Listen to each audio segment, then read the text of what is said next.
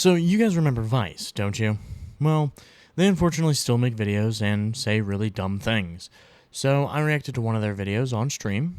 The video essentially covered why they think it is absolutely awful that people dare to even question whether or not trans women should be in women's sports, given their advantage they have.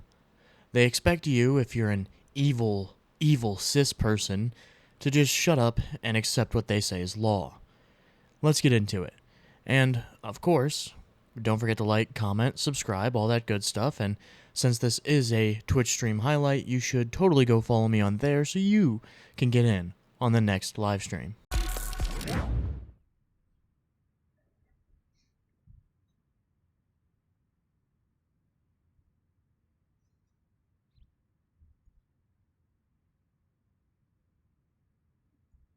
Here's to celebrating the LGBT community, learning spirit, blah, blah, blah, blah, blah. Okay, cool. Whatever. Don't care, didn't ask.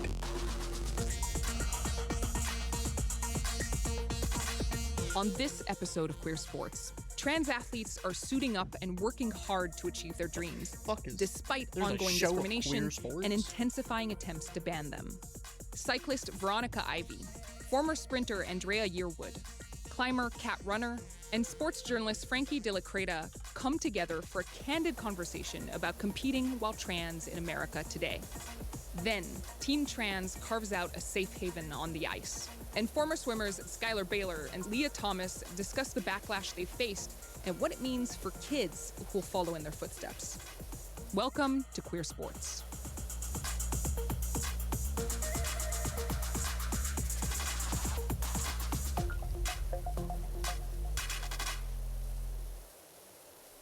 I'm Ariel Zimros. Welcome and thank you to everyone for being here. You know, I think we all understand that visibility matters. Just being here right now, 5 trans people sitting around this table has value. But I've heard some trans folks, including journalist Caitlin Burns, talk about the safety of being ignored. She means the safety that existed, especially for trans women in the past, by virtue of simply not being on the radar of cisgender people. Right now, we are in a moment of intense anti-trans backlash that seemingly started with bathrooms and sports. And it's really strange. Even people who claim to understand and support trans identities seem to lose sight of all of that when sports come up. So my question to you all is... Oh no, we're gonna get these dog shit arguments. I can already tell this is gonna be bad. These allies lose sight of being allies when we talk about sports. Yeah, I'm sure you're about to say that there is no reason for trans women to not be able to compete in sports, as if like there's no possible benefit to being trans and playing sports. And if they don't support that, then they're not a real ally. Like, this whole real allyship is so fucking cringe, by the way. Like, imagine you have people that are for you and, like, there to support you, and then you fucking turn on them the moment that you have any form of a disagreement. Like, these people are legitimately like, yes, 100%, trans rights are important. I have no issue with trans people. I think that they should be given every right that any other person has in the country. And they're like, oh, but how about in sports? And they're like, well, I think there's some things that we need to look at, maybe adjust for the for these new grounds that we don't really have a roadmap for. And they're like, oh, so you're just transphobic. And it's like, wait a minute, what? How did I go from an ally to now being transphobic in literally half a second? Why is that? Veronica? I think it's complicated. I think largely this is about controlling trans people's lives, and I think it's about pushing us back into the closet to the point of eradicating us.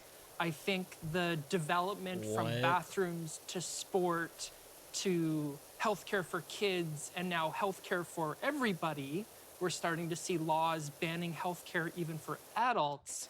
It is an attempt to stop making us exist. So the current debate around sport is a proxy war for this other push. It is not No, actually it's about not. sport. It's about this broader culture war.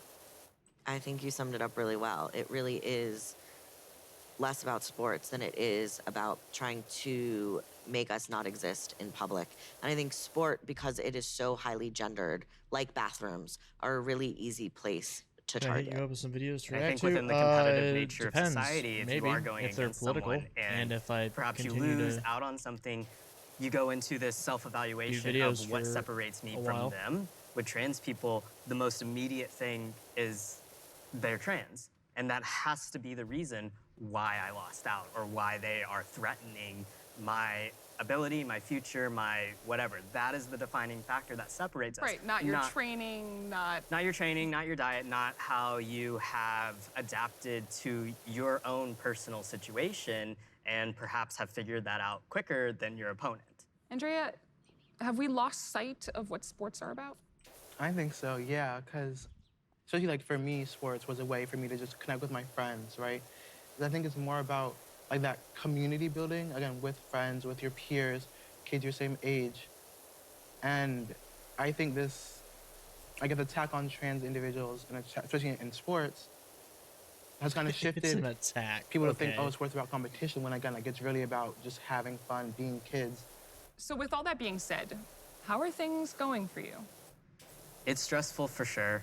There is certainly a mental heaviness to wake up in the morning and be confronted with another negative headline of just how your community is being attacked, how you are personally being attacked, how the potential of your future is being attacked.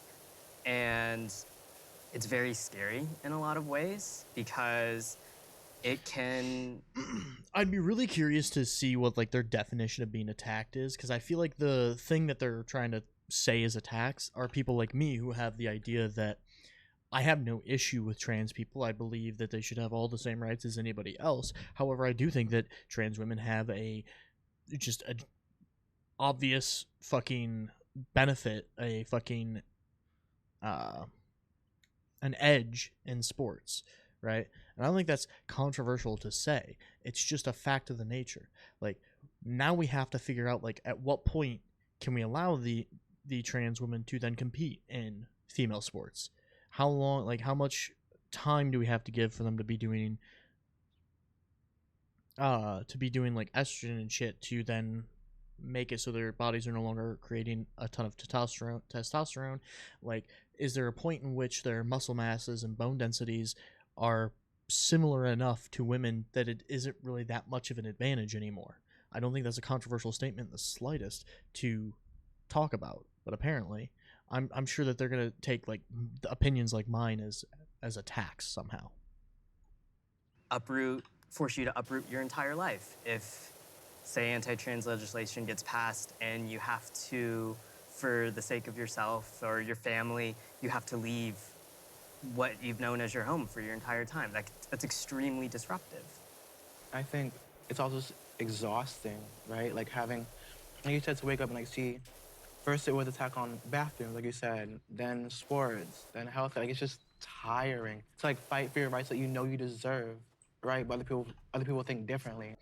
And considering they're saying that the attacks on bathrooms, then I'm pretty confident I'm right in my assessment, and that they believe that any type of disagreement is just in itself an attack, when in reality that's not how the world works. Like, if you want to be grown-ups and talk about grown-up issues, you're gonna have to deal with people disagreeing with you. It's just how the world works.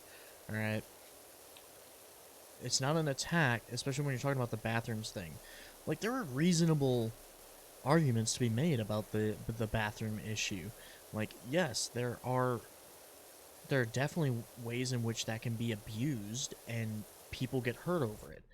If you think that that's just not the case, like that's completely untrue, then all you're doing is making your argument way worse, because now you're just completely you look bad when you're trying to say that it's not a real thing when it is, and we have actual evidence of it being a real thing. You make yourself and your argument that you're representing look bad, because you're not willing to concede the fact that, sure, there are some problems, but like, here's how we can like go about fixing those problems. Here's what we can do to help alleviate them. Here's what we can do to help solve them. If you can't do that, then like how do you expect people to take you seriously? Like you're just living in an unreal world. So why should I take anything that you say with any level of merit? Having to, again, just prove yourself time and time and time again. I'm doing horrible. Okay, say more. I was a tenured professor in Charleston, South Carolina, and I retired from that to flee the country that is melting down over trans rights because I'm Canadian, and so I fled back to Canada, and I have the privilege to be able to do that, to escape this utter onslaught of anti-trans legislation and sentiment, and I felt unsafe there, but also just in terms of like being an athlete, I happened to become the poster girl for everyone who hates trans women athletes in sport, just because I happened to win a couple age group world championships in a sport most people didn't know existed. People like Joe Rogan, using like pictures of my body as like arguments against, you know, our existence. So Oh my like, god. I've questioned myself. Nobody's making arguments against your existence, you fuck. This is why nobody takes anything that you say with any level of fucking seriousness. Fuck you. Jesus. Like, do you realize how much damage you do to your own fucking communities when you sit here and you make ridiculous fucking statements like this? The argument about whether or not you are capable of competing in sports and it being fair does not invalidate your fucking existence. That if your entire existence is based entirely on the sport that you fucking participate in, maybe you need to work on yourself, because that's terrible. That's sad. Like, fuck. Jesus fucking Christ. Has my existence as a trans activist, as just an activist in general, and an athlete, had like a net positive or negative impact on trans people?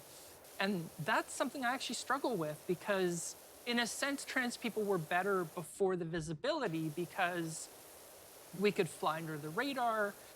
It's just so hard to live with that scrutiny on you and everything about you, like every little inch of your body being weaponized against your entire community. I feel like it's a very thin line to walk when you choose to be visible and maybe put yourself out as a representative of your community. It's like with climbing right now, I was open at the gym, some people knew, but now I'm on this major platform, and my biggest fear is like, is this widespread publicity going to change how I can interact with this space that is so important with me? Even though I know overall it's good for the representation and I'm proud of it, that's incredibly terrifying to me if I can't like go and do this thing that I love because it's unsafe or uncomfortable now. The burden of being one of the first or the first in some instances, like that is a tremendous burden to carry. And part of what is going on with trans athletes is the way that they're covered, right? Knowledgeable and respectful reporting on trans athletes can be difficult to find. Frankie, your work has been exemplary when it comes to that. What do you think mainstream outlets are missing when they cover trans athletes? For me, what I notice mainstream outlets doing when we talk about trans athletes and trans people in sports is there is this overemphasis on medical transition and bodies and hormones, particularly those of trans women, but generally in trans people, it's this kind of like grotesque curiosity about our bodies. And the focus of the piece really is on that. And the result of There's that no to me is that we are curiosity here. dehumanizing the people who are at the heart of the story. And it ends up taking away from the fact that we are talking about real people. And to me, that's one of the biggest kind of mistakes that I see. But the other thing, we have publications that are running stories on trans athletes that don't quote a single trans person. When I report on Oh my god, I hate this fucking argument. I hate it. I hate it. I hate it so much. You do not have to talk to the. You don't have to have quotes or discuss it with that particular group for what you say or the things you have written down to be valid. It's not real.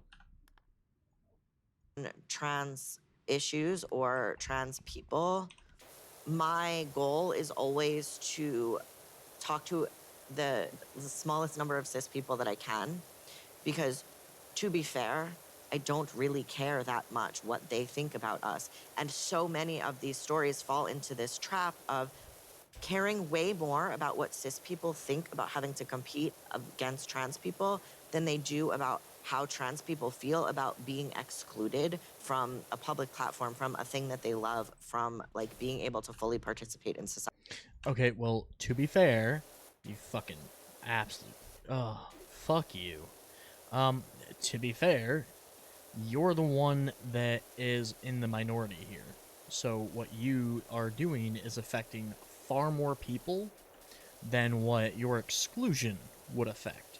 So if we want to talk entirely like empirically, like if you want to start making those arguments, that's not something you want to do because that's something you lose very quickly.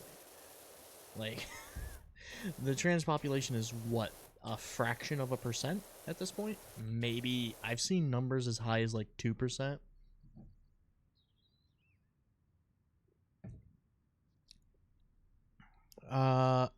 Infidel. Okay, what a name. I'll get to your statement here in a second. You threw me off, god damn it. But yes, the number of, I've seen studies, or not really studies, but like fucking numbers as high as like 2% of the population is trans now. So what are we going to change? The 2% or the 98%? You know, like the entire world has fit into, especially in the world of sports, has fit in this 2-category system. Do we change the entire system to accommodate a max of like, we'll even say 3%, a max of like 3% of people, or do we keep it so that it doesn't affect the 98%, 97% at that point? Why is it always women's sports is the question to end this debate. I don't know. That wouldn't end the debate though, because the idea, like, I'm not sure what you mean by that statement, because the idea behind it is the fact that there is no difference apparently, and they get no benefit being trans women, despite the fact that that is just completely not true. Yeah, you'd have to elaborate a little more on your statement for me to fully comment on it. But like, there's a reason why nobody was really talking about men's sports, right? Nobody talks about men's sports because there's no advantage there. There's no advantage. If anything, that's a disadvantage to you, right? If you are a trans man and you compete in sports, that is most likely a complete disadvantage for you. There's no benefit to be gained there. So that's why we talk about trans women in women's sports, because there's an advantage there. And that's what we're discussing. Anybody who is taking this topic remotely seriously, they'll talk about that specific group because that's the one that's having some type of an advantage in doing this. And that's the only real reason why you would want to or need to address this. It's not as much as they'd like to say, as much as they'd like to make the claim that it's all because we just hate them all and like we don't want them to exist, apparently, according to people like the people on this fucking Vice panel. In reality, the majority of people just want the system to be fair. And in order for the system to be fair, we have to have the conversation of, well, you do have a general advantage over other people, so we should probably discuss that and figure out how we would remedy that situation. There's never trans men competing in professional men's sports. There are, but again, we don't talk about that because it's a non-issue. You know what I mean? Like, go ahead, compete in these sports. You're going to be at a disadvantage, which, hey, if you can manage to compete still with that disadvantage, all the more respect that you're able to do it. But the issue is that there's far less respect in doing it when you are a trans woman and have the advantage, and then want to sit there and claim that there is definitely no advantage. Like, that's when it becomes an issue in my mind.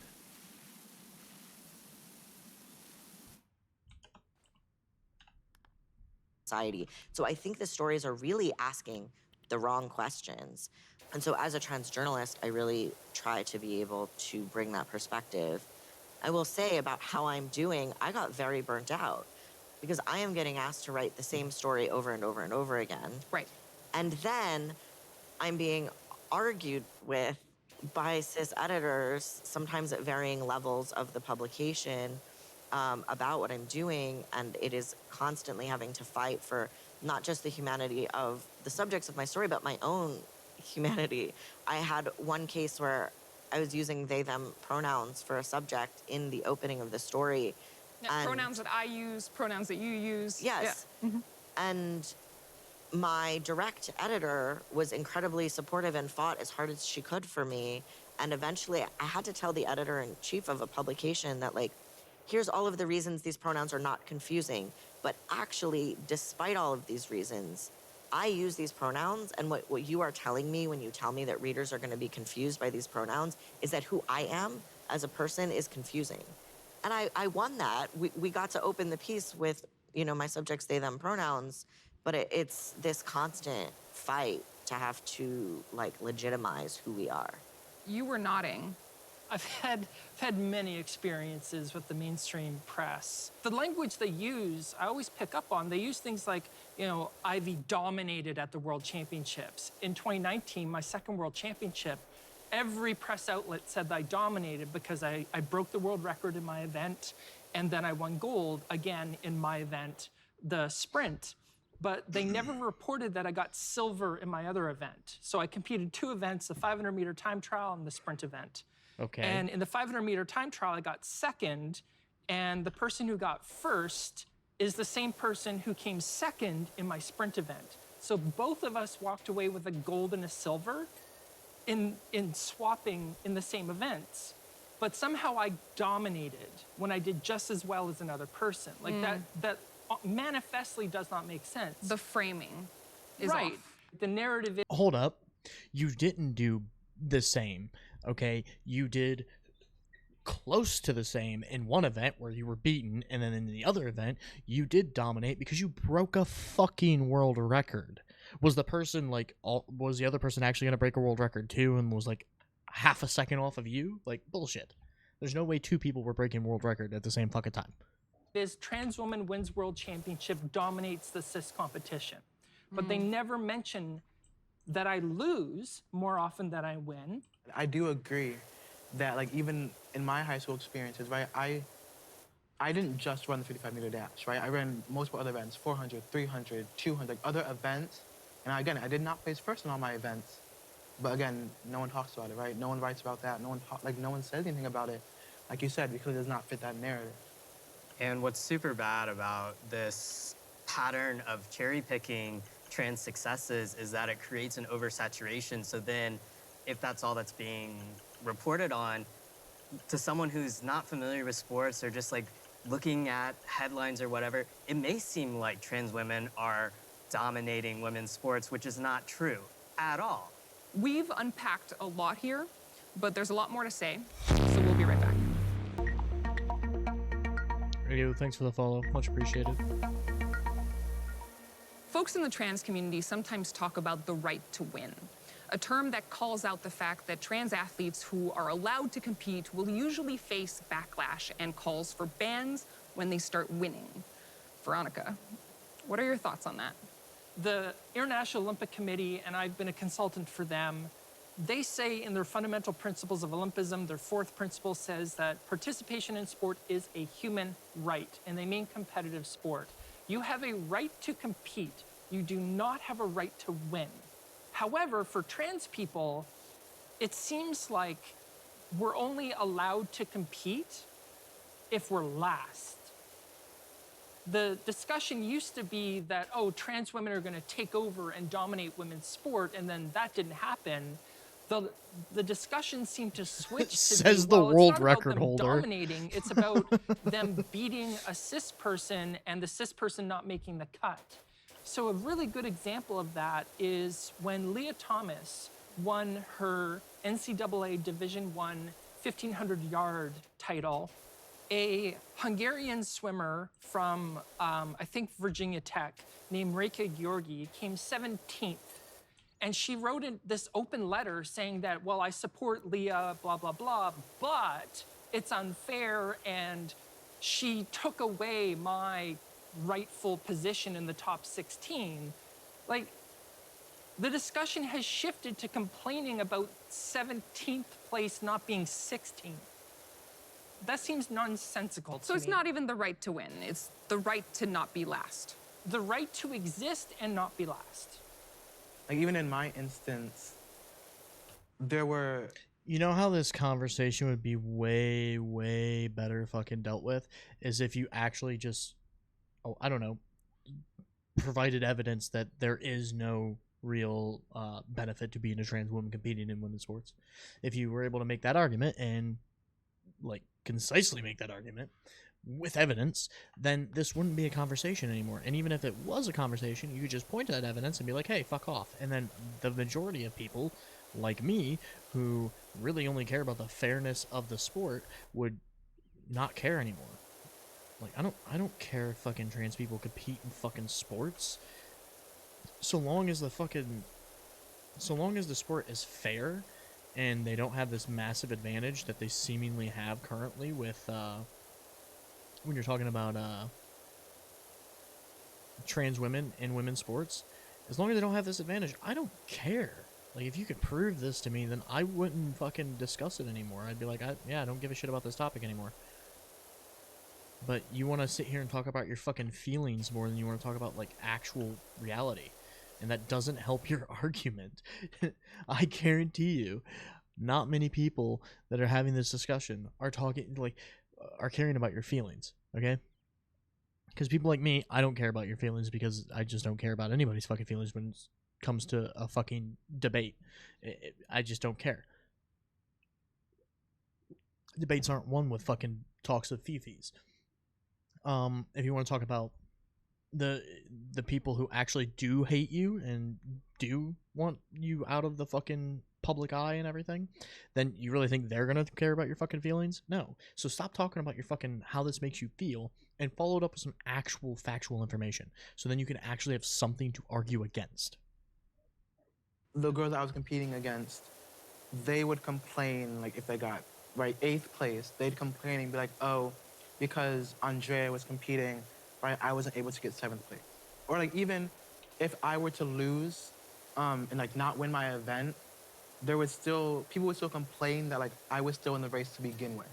Like, that I was still competing at all. Like, I shouldn't have been on the track, like, at all.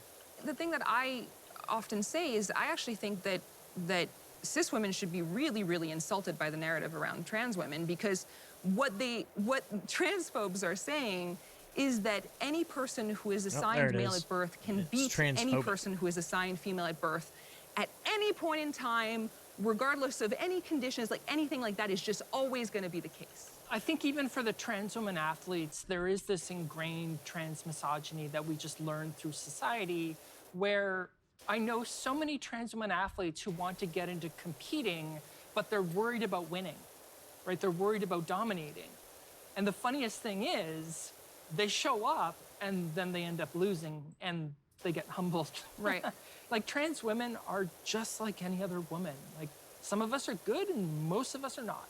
This conversation has largely focused on trans women because the backlash is largely focused on trans women. But Kat, I want to know, what has been your experience as a trans masculine individual in the sport of climbing?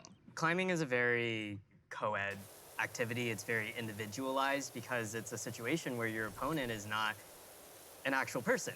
You're climbing a boulder that someone set, you're climbing a real piece of rock, and you're combating yourself and your own capabilities. So it's very different, but the majority of the backlash is against trans women. People don't care about trans masculine people because of this belief that people assigned female at birth are inherently inferior to to people who are assigned male at God. birth. Right. We're not a threat. That's not the fucking argument. If you're going to fucking argue against it, at least make the real argument. Don't say bullshit stupid. Oh my god, I fucking hate these people already. I really do. Like, these people have already made, like, constantly just bullshit argument after bullshit argument, and completely misrepresent what people are concerned with or what they're saying. It's fine. People aren't making the argument that women are just inferior, alright? For fuck's sakes. The argument is that, yes, women, in terms of, like, competitive sports, your top women are still usually in your, like, middle tier men competitors. Like, there's not a huge crossover between the two groups. Like, you take some of the best fucking female fighters in the fucking world and put them in the middle bracket of male fighters, and you'll learn real quick that they don't really hold up. They could be, you know, the single best fucking female fighter, and they're still going to be somewhere in the middle, usually.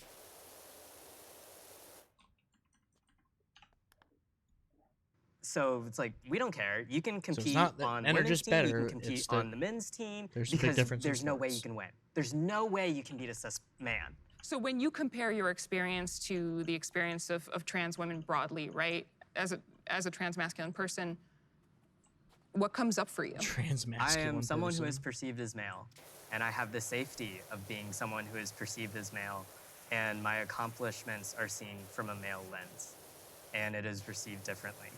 I think it's also very important to acknowledge that the hyper-focus on trans women has led to an utter erasure of trans men, not even to mention non-binary people.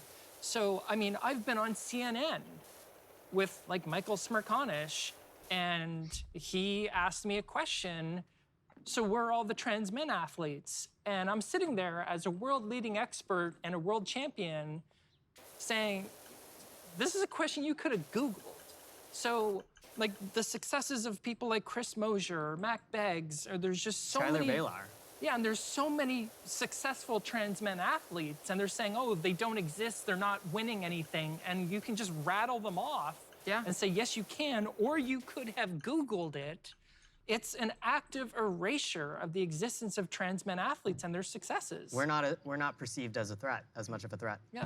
It is, but also as a result of that, sometimes this like legislation is being passed that is designed to exclude trans women, but because the existence of transmasculine individuals isn't even considered, they get sort of like lumped Stop in, and there's a saying lot of these like transmasculine. It's so fucking unintended weird. consequences. And I think Mac. Mac Beggs is a really good example of that. Mac was a wrestler in Texas, and there was a policy that athletes had to wrestle in the division that Mass, I believe it was their birth certificate. certificate. It was Yeah. birth certificate. yeah. And he, you know, had started medical transition and was being forced to wrestle against, you know, girls.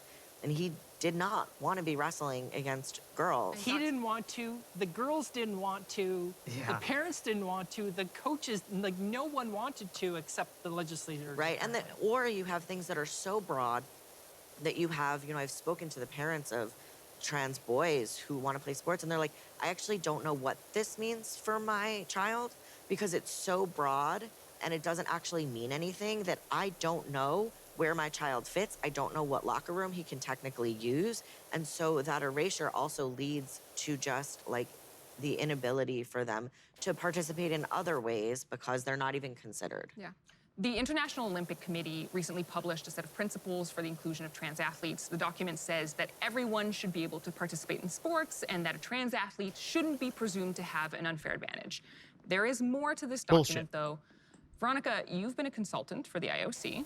What do people need to know about these sets of principles? So I was directly involved in creating this. And what's extremely unfortunate with this new Yeah, framework because you don't have any is that biases they at all. made explicit in the framework that this is not a policy and that it's up to every international federation to construct their own policies. So what people need to understand is While the IOC framework says you should not assume an advantage for trans women, every single international federation I've dealt with has broken that recommendation because the people in charge already believe that trans women are really just men in dresses. And so, of course, there is an inherent assumed advantage. Even if we can't measure it, even if none of our science has ever shown that there's an advantage for trans women, none of it has shown it. And one of the features None of it has shown it, the really. IOC framework says that if you, as an international federation,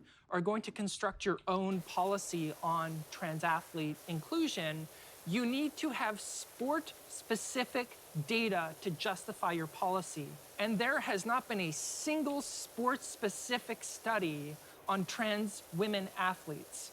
In cycling, in triathlon, in rugby, which was the first sport to ban trans women. So this IOC framework, as imperfect as it is, the international federations are violating it left and right. And they do not care because they do not have to care. Yeah. So what is your solution, to force them to care? That'll go well. There have been a number of sporting organizations that have banned trans athletes from competing. Rugby, women's rugby, USA Powerlifting implemented a ban a number of years ago. Frankie, what do you think is the best way to respond to these bans? I think what needs to What the happen fuck am I stuck on? generally is that cis women need to be angry about what is happening to trans women. And I think Why would until they cis be? women realize that their own rights are bound up with the rights of trans women and that banning any kind of woman from sport is a slippery slope, I think that's when we're gonna see like some real change starting to happen.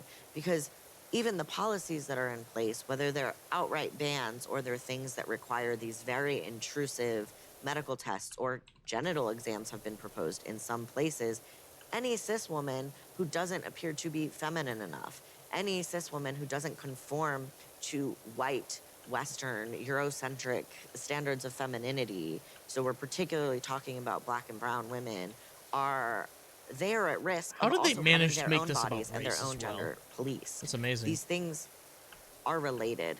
And so I think the response to the bans really needs to come from cis people and cis women, and they need to be just as angry as the trans community is. Another thing we're seeing now is the idea of the trans category. Some sporting organizations have proposed to have trans athletes compete against each other. Kat, does that Yeah. appeal to you at all? Not at all. I mean, one, I've started a queer climbing club, so I know there are other people within my city that are queer and trans, and but otherwise, like of the people who compete, I'm like the one. It's just me. We exist kind of in sport, but there's not many. There's certainly not enough to create separate categories. More importantly, it others us. It's like, oh, I'm competing to be the best trans climber, not just the best climber. Not the best climber out of this group of climbers. And I take offense to it, of myself as an athlete and my performance, that somehow you either think I'm cheating so that I need special preferences or whatever, or I'm not good enough for the big boys or whatever. People had asked like me that when I was running in high school, like, oh, would you rather run by yourself, like you and Terry? And it's like, well, like one, no, because again, like you said, like, it gives other us, it further isolates us, like, and I think it allows people to not like have to deal with us. If you're creating a whole category, right, of trans athletes, and again, there's like only two of us, right? Like, it's not fair to trans athletes, it's not fair to me, Terry, it's really anybody. Frankie, is there any group or sporting organization that is getting it right? There's a few. I think two of the most interesting examples to look at are Ultimate, formerly called Ultimate Frisbee, is how people might know it, and Quadball, which was formerly Quidditch. They the fuck changed is- their oh. name because of J.K. Rowling's transphobia, Right. which we love to see. Both of those organizations have some kind of self-identification policy in which they have mixed divisions and they allow people to participate in the division that feels safest, most comfortable for them, no questions asked. The other example that I think is an interesting one, and I want to see where it goes in terms of let's talk professional sports. In the US, the WNBA is one of What the in the fuck few is still- leagues that has had openly trans athletes competing. Laisha Clarendon came out as non-binary, and they are also one of the few professional women's leagues in the US now that does not have an explicit policy in place. They seem to be taking it on a case-by-case basis and seeing if there is a problem, and there has not been one yet. We'll be right back. Coming up, former swimmers Leah Thomas and Skylar Baylor reflect on their time in the pool and what it takes to survive a media I frenzy. don't know what this is. My next guests have broken down a lot of barriers. Please welcome former college swimmers Skylar Baylor and Leah Thomas. Garage door windows. Skylar, Leah, thank you so much for being here. Really excited to be here. Yeah, thanks so much for having us. I think people know you as former D1 swimmers. You know, you occupy a really important place in sports history, right? Skylar, you were the first openly trans athlete to compete in a D1 men's team. Leah, you were the first trans athlete to win an NCAA title. And I think that's how people know you, but you've since moved on from that. So could you update people on your lives? My big update, I guess, is in law school now, trying to just swim recreationally, just because I still love the feeling of the water and just trying to do all that. Skylar? I mean, I feel like I've moved on in many ways from being an athlete and also not at all because all of the work I do surrounds bases. trans liberation, All especially in sports, and especially since Leah's entrance into the public eye. So I've been doing pretty much the most I possibly can be doing to advance gender literacy and trans liberation. You two have known each other for quite some time now. How did your friendship come to be? So I reached out to him on Facebook, and summer of 2018, I met him through a mutual friend of I ours. could have sworn I and saw a wall. Since then, we've base. talked sort of on and off and slowly grown closer and worked together. And he's been an amazing friend and mentor these past few years. Was it helpful to you to have somebody to turn to as you were, you know, entering this, I'm going to call it a media frenzy? Was it helpful to you to have that kind of support? Absolutely. I think it was very reassuring going into uncharted territory for me, having somebody, It's a just close this friend that I one could thing, go wall to and be like, bases. how do I manage this? What do I do? Up And someone here? who has a lot of experience in a very similar area, being another very public trans swimmer, was really helpful. So, Skylar, how does one manage that?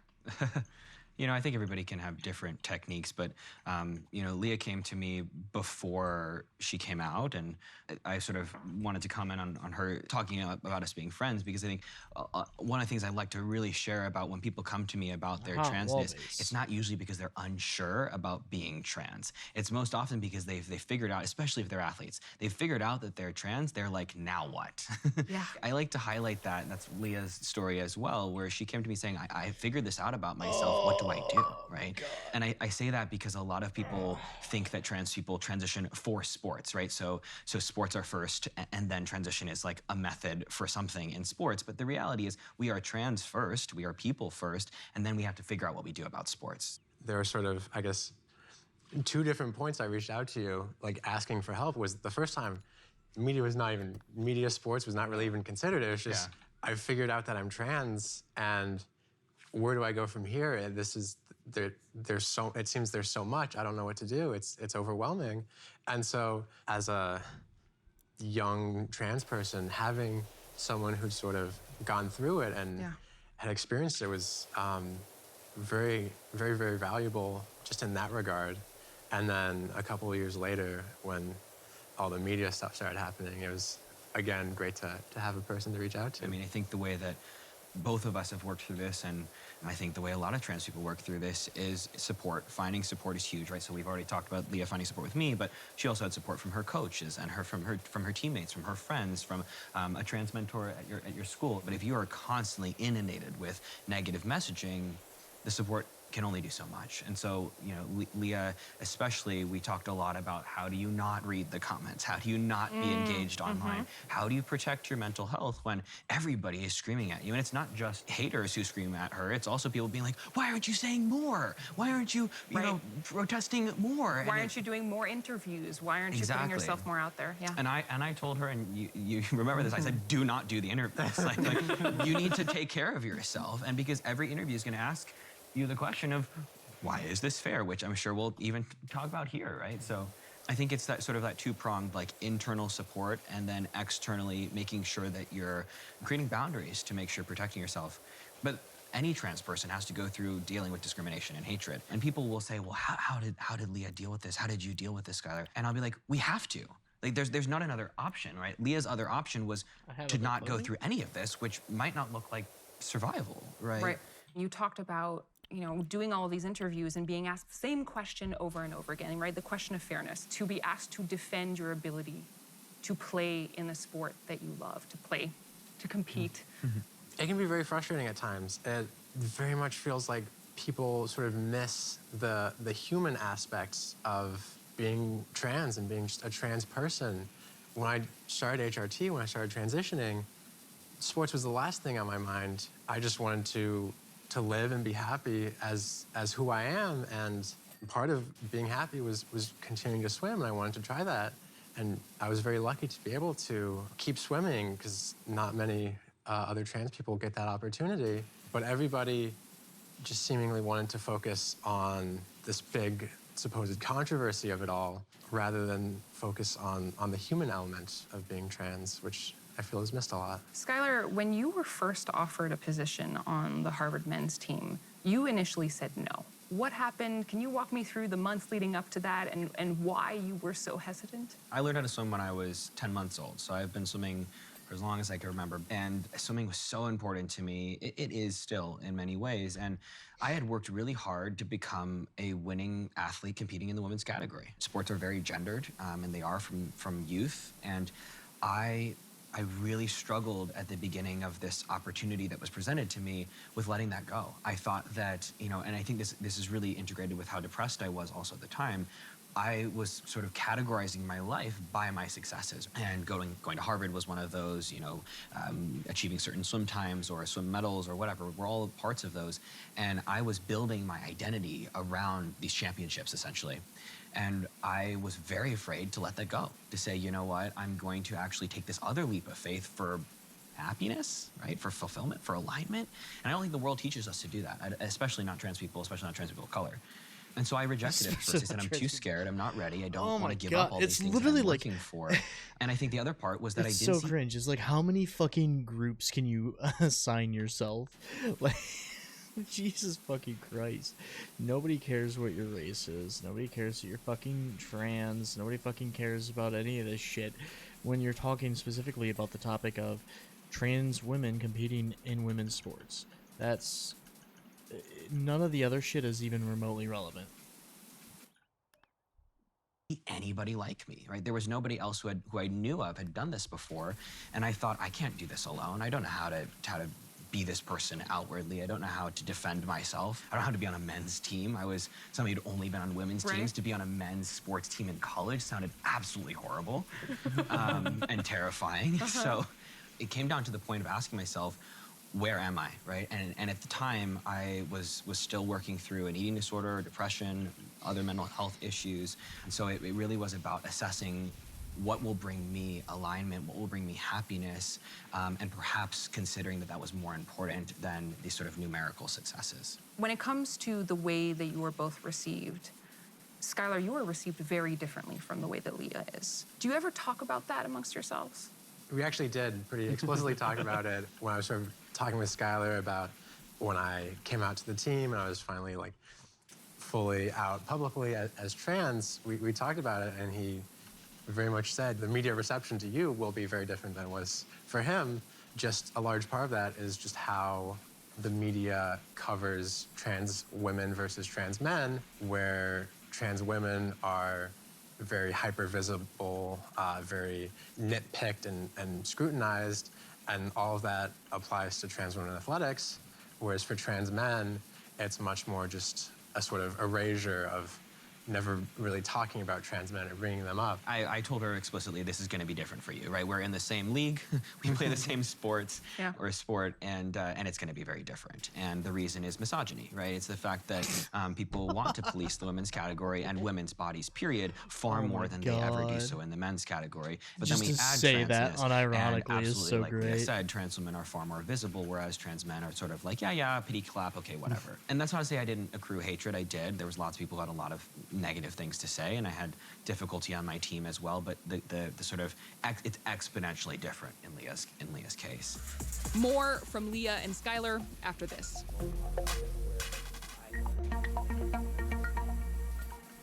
The NCAA has said that they support trans athletes. They also haven't taken action against states that have banned trans athletes.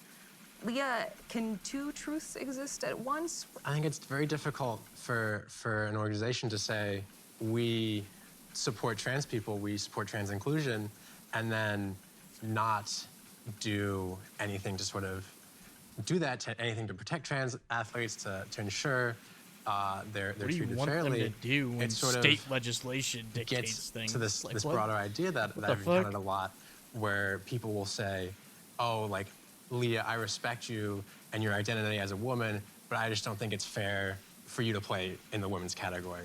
And you can't have that sort of halfway acceptance of trans women and of trans people. Oh, this is what I mean. This is exactly what I'm talking about. This whole fucking, oh, if you were a real ally, if you really respected me, then you would just shut up and and obey, right? Like, you wouldn't question me. You wouldn't question whether or not I have a fucking, whether or not I have an advantage in sports, alright? If you actually respected me as a person, then you just wouldn't even question it. You'd just shut up and say yes. Like, it's so fucking ridiculous. Apply this to literally any other fucking thing in the world, and you'll have wildly different answers. But just because this is an issue of trans issues, then suddenly we're supposed to just shut up and say yes.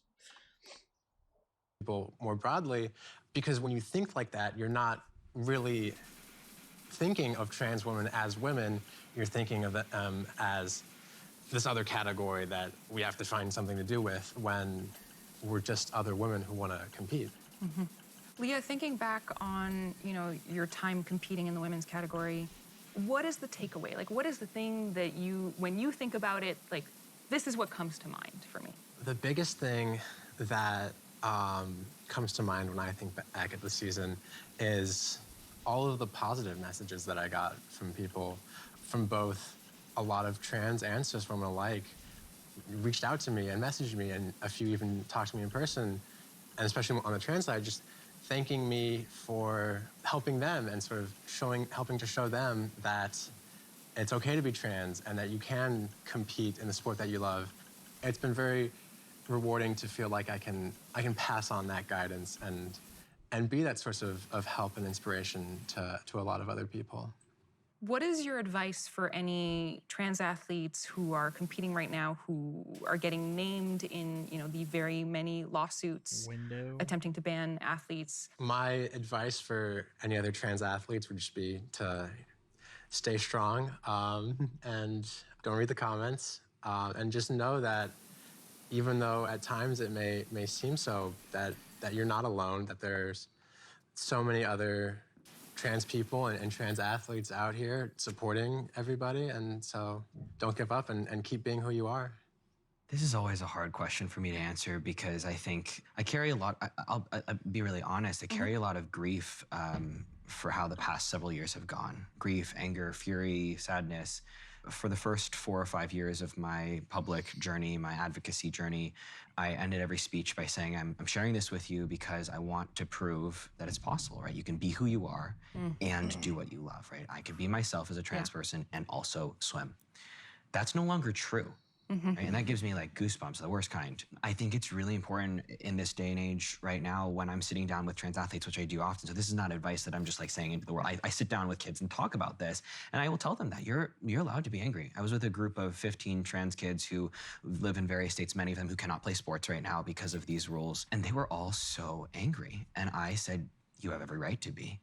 And we're talking about children. I mean, I think that's the other thing that I hope that any listeners or viewers can remember. Like, Leah and I are collegiate athletes. We both transitioned after 18, which is importantly different, Yeah. crucially different from the people that these bills are banning, right? The dozens of anti-trans sports bills that are going around the country, the hundreds from last year and the year before, these are by a large majority focusing on children. We're talking about 6-year-olds not playing with their friends at school. We're not talking about the Olympics. We're not talking about even college sports. We're not talking about professional sports. We're talking about children, because they're weaponizing Leah's story against children. No one is And talking we're about talking about children. putting into place genital inspections for children to play sports. We're talking about No, 6 we're or 7, 8 not. years old getting your genitals Shut inspected up. to play a sport. There are not even significant biological differences at that age that impact sports. So I hold that anger. I hold that pain, and I want to make space for kids to feel that. And then I want to remind them that it's actually not about their transness. It's actually about power, right? And that we are going to move through this. I do absolutely believe that there is a time in the future when my statement will be true again. Listening to Skylar say something like they are weaponizing Leah's story and turning it against trans kids, I guess right now what I'm wondering is like, what is that like for you? It's really heartbreaking to see that my story and my experience be used to harm other trans kids. I remember thinking before I came out and even before I started competing on the women's team and feeling a little overwhelmed at times, and I really struggled a lot, feeling trapped between being authentic to who I am and continuing to do the sport that I loved. It caused me to put off transitioning for a little while and caused me to end up in a very dark place. And so I wanted to try to help show other trans kids that you don't have to make this decision. You can do both. And so it's tough to see that goal not quite be made with so many legislative bills being proposed and some even passed, restricting trans kids' ability to play. It's very tough. But they were waiting for it, right? So I think this is key. It's not Leah. Oh, absolutely. Yeah, and I know you didn't mean that, but for anybody listening, it's not Leah. And I think that I've heard people ask me that, do you think Leah should have just not tried hard to have made it better? And I was like, absolutely not. What are you talking about? Because they have been waiting for somebody to jump on this, to use the story to pervert, to twist, and to further their narrative for control and power. Sport should be a human right of us being able to use our bodies to play in a sport, to have fun, and also most people don't play sports to win. I don't know about what sports other people are playing, but most people don't win in sports, actually. Most people just play for fun. The vast majority of people do. And I think that's something else that, again, it's about, that's why I use the word twist, right? They're twisting, they're weaponizing, they're perverting Leah's story or any other trans woman's story, right, to fit a narrative to fake feminism, right? To twist and weaponize feminism. Yeah, I mean, it really just so happens that it was you. Right. Right? Thank you for talking about that, because I feel like that's got to be tough. Thank you both so much for being here. Truly, this was fantastic conversation. I'm really glad you took the time to come here. Thank you for having Yeah, us. thanks for having us. You solved nothing but talking about your feelings. What does that do to A further lot the of conversation? anti-trans legislation has been targeted not just at professional athletes, but at youth playing sports, kids. Andrea, that's the level at which you competed. You were a track and field athlete in high school. What's it like to be a teenager, a kid, a child, and to have your identity and your ability to compete in a sport that you love criticized? I think, firstly, More difficult. about feelings. Was also exhausting, because I remember going to track meets and always having to be on guard about just anything that might happen. If people would say something to me, people would say anything about me, around me. It was just tiring to just know that, especially if I was the only trans person there, especially if the what was going on in media, especially with the lawsuit and everything. There was a lawsuit Yes, that a federal attempted lawsuit. to ban you from competing, and trans athletes in your state. Yeah, even before the lawsuit, like even freshman year, there were petitions circling around a track meet, for people to sign to get me to stop running, and even YouTube video, like all that. But then also have to worry about to perform well in my sport. And I remember specifically one specific track meet. It was I think it was a qualifying meet for state championships, and the lawsuit had come out like the night before, and to have to go to the track meet and just like have that in the back of my mind, and I ended up like false starting in my event. I think because that was like still I tried to put it in the back of my mind, but it's still like in the forefront of my mind. And then even another track meet, there were bodyguards around me the whole track meet. I'm very grateful, but like that shouldn't have had to happen. Right? I shouldn't have to be a 16-year-old having bodyguards, security guards around me because parents can't control how they act, right? And it was mainly the parents. Yes, there were some students, some kids saying things, but I mean, it was mainly coming from the parents. Those were the ones spreading the petitions. Those were the ones yelling at me from the stands, cheering when I false started in my event, booing when I won, and just having to just constantly deal with all of that. And there were times where I wanted to cry at a meet, right?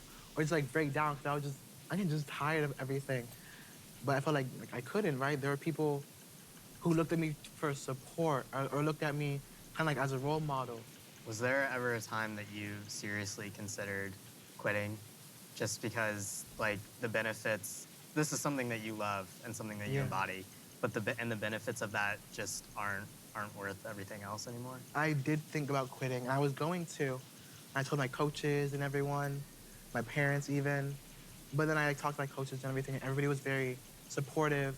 They understood where I was coming from about wanting to quit, but they also knew that I genuinely love the sport and that like I shouldn't let what other people say about me or like what goes on in media dictate my participation or my continuation in the sport. And I ended up still continuing to run. I'm glad I did, because I kind of felt like also if I did quit, it'd be kind of like letting them win. Like that's what they want, right? They don't want me to be in sport. Kat, you competed in climbing on a show on HBO Max. I did. And in that show, we briefly see you playing basketball as a child. How did things go for you as a teenager when you tried to play in the men's category? So, played basketball and field hockey in middle school and then stopped because of growing pains. Went through my whole like self-realization, started transitioning, and after like testosterone and getting ready for top surgery, I just remember it's like I joined the bowling team because I had my top surgery coming up, and bowling doesn't, for at least high school me, wasn't gonna require much of high cardio like the other sports that I used to do. I was on the boys team, and it's ingrained in my mind, even though my school was very, very supportive, I was pulled aside after our morning meeting by the athletic director and told, look, you can't play because of these policies. At this time, I'm 16 years old, and this is something that I really want to do, something that I have to do for school. And it's like, look, you can't play. You've got 3 options. You can practice on the boys' team, but not compete. You can practice on the boys' team and then compete on the girls' team, or you can practice with the girls and compete on the girls' team. I opted for none of those options and then set my sights for my senior year to fight the policy. Because with Kentucky's policy, there's a lot of contradictions to it. First clause is you need to prove your gender by a birth certificate, passport, driver's license, and in the state of Kentucky, at the time, you can get your gender marker on your passport changed with a letter from, I had it from my endocrinologist and I believe my therapist, I don't really remember. So I have something that says I'm male, but then I don't meet any of the medical requirements quite yet that you're asking me, nor would I ever be able to meet them because at 16, 17, I can't have nor be recovered enough to play from complete sterilization or a phalloplasty, metoidioplasty, just some sort of bottom surgery construction. That's just not possible. Okay, and to be clear, also, complete sterilization, like, they're asking you to, in order to play on the bowling team, they're taking away your ability to potentially birth your own child if you choose to later on, Yeah. right? I went and I fought against the policy. I eventually got permission to play basketball because I wanted to play basketball again. It took my mom, my head of school, my school's counselor, my athletic director, all those people to be able to get me special permission to play, because following like NCAA's, IOC's kind of requirements overall, like elite level pro sports, I met those requirements. I didn't meet the state of Kentucky's for high school scholastic sports.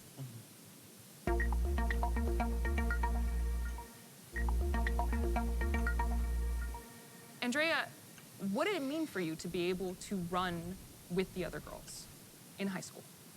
I mean, it meant everything to me to be able to run with the girls. Because I remember I'm still I used waiting to for run the track point. in middle Like, school. where is there 7th and 8th any grade, like I- actual argument? Like, when does this actually become something that's worth watching? Holy shit, this is retarded. I don't understand. Just again, make actual arguments. Don't just sit there and like fucking talk about your feelings because nobody cares.